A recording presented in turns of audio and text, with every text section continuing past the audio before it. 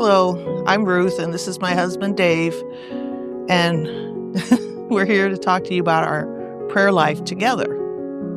We kind of meandered into it. We started when I was driving 30 minutes to work every day, and I wanted to do something during my time, so I started saying the rosary.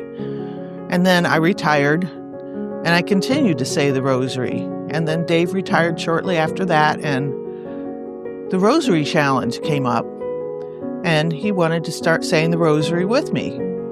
Well, I also do prayers after I say the rosary, like for the souls in purgatory, and another one is dedication of the human race to Jesus Christ, which really touched me for the times that we're in. So we started saying that after our rosary. And then Dave, we would say our rosary at night. Our goal, we kind of aimed for 8 p.m., but that was very flexible because we were retired and we work all the time. And so sometimes we didn't even get in till 8 o'clock in the summer. So that always fluctuated, but it was always every night before we went to bed. And Dave would add prayers for our parents, and then we added prayers for our kids to return to school, to church. So we kept adding prayers as we went. And we also, I think the best part of saying the rosary together was how we decided who we're going to pray for every night. And there's things on the men's app from church that people need prayers, and Hallow app, there's things for people need prayers, and people in our family that are sick. And so we kind of discussed it every night and why we should pray for this person or that person or what we wanted to do. And I always liked that the best because I felt like that really made us a team. And then we started adding more prayers to what we do at night. Dave suggested that maybe we should do the readings every day. So we started adding the readings every day. And then I got the One Bread, One Body booklet from here, which has the readings, like a synopsis of the readings. So then we read that also. It was kind of a summary of the readings. So in case it wasn't, sometimes the readings aren't really clear because it doesn't have a whole long story. So we added that, and sometimes we got so many prayers that we would say like 3 this night and 2 the next night. We'd alternate back and forth, and we took turns each night leading the rosary. He would do it one night and I would do it the next night, but then we go to adoration and we would each say the rosary ourselves in adoration. And then we would kind of switch around the nights that we were saying it, because you don't want to say the same thing every night. We were kind of, saying Tuesday, Thursday, Saturday, or whatever. So then we would kind of alternate so that we could each say different things about the rosary, different mysteries. We could each get a change on the mysteries. And I look forward to it, and we try not to ever miss our prayers at night, no matter how late it is. One night we did because we were driving and we did not get home till really, really late. So we went to bed, but we got up in the morning and we did our rosary so that we could be right back on track for that. Still said it at night too. Yeah, we still said it that night. We wanted to stay on track. This is our commitment to God. And people make commitments all the time in their life, constantly, but this is probably the most important commitment you can ever make. And I don't know why people have trouble with that, because it's your eternal life we're talking about, and praying. And I wish we had been this way when our kids were younger, and maybe we wouldn't have to pray for them to return to church.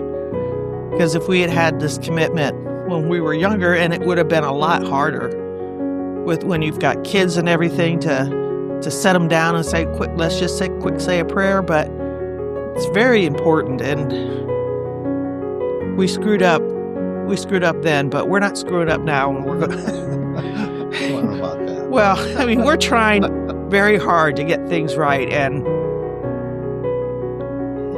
we add variety all the time, changing the prayers around, because you can get into a rut, and that's difficult. I mean, you don't want to keep saying the same thing over and over again. So we add prayers and we take prayers away, but we always keep we always keep our prayers so that we can go back to them, to the ones that we really like. When we talked about first, I started first saying a rosary because it was a rosary challenge.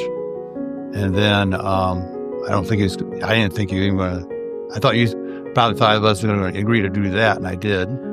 Right. I didn't want to push them. During our prayers, we usually have somewhat of a conversation of somewhat what we've done that day or what we're thinking about that day. So I, too, after the rosary challenge was over,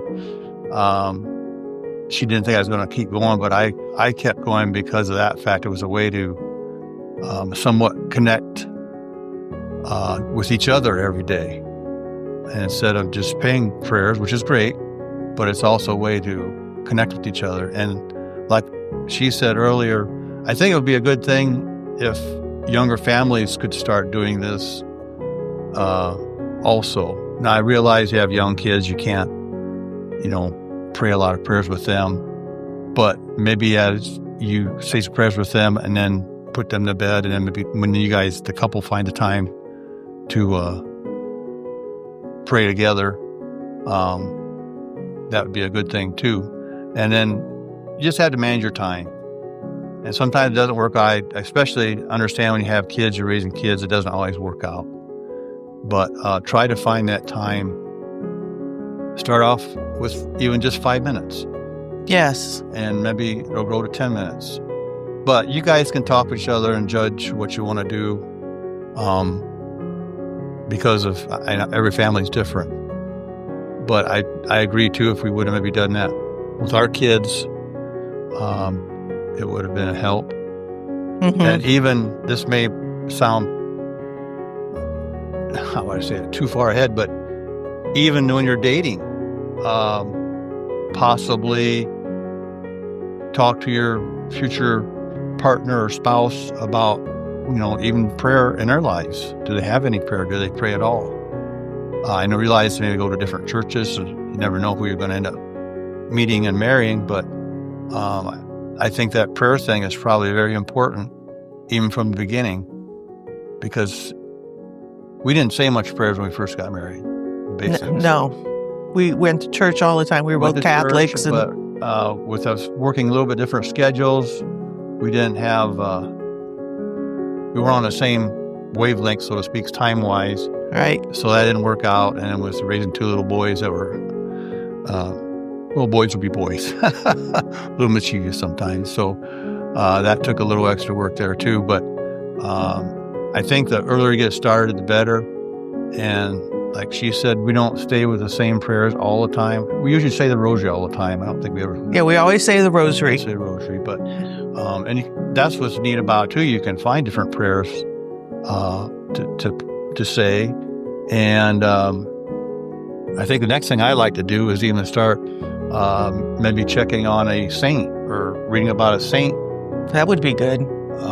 Find different saints maybe not every to day, explore. Yeah, maybe once a week. Could be take turns on homework. Yeah, take turns on homework. Find the saints. There's a lot of saints out there.